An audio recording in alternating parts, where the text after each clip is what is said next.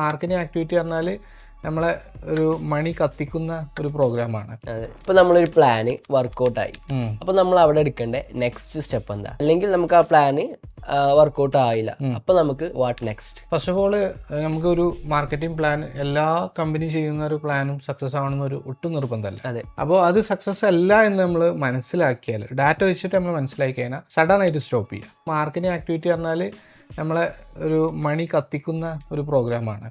അപ്പോൾ അതോടെ സഡൻ ആയിട്ട് സ്റ്റോപ്പ് ചെയ്തിട്ട് അടുത്തൊരു പ്ലാനിലോട്ട് സ്വിച്ച് ചെയ്യുക.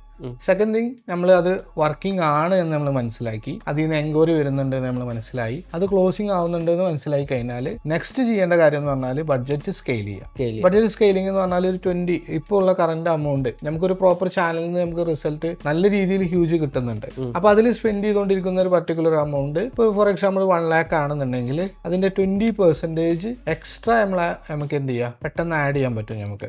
അങ്ങനെ ഓരോ ടൈം പീരിയഡ് വെച്ചിട്ട് നമ്മൾ ബഡ്ജറ്റ് സ്കെയിൽ ചെയ്ത് പോവുകയാണെന്നുണ്ടെങ്കിൽ നമുക്ക് ഹ്യൂജ് ആയിട്ടുള്ള വലിയൊരു റവന്യൂലോട്ട് നമുക്ക് എത്താൻ പറ്റും.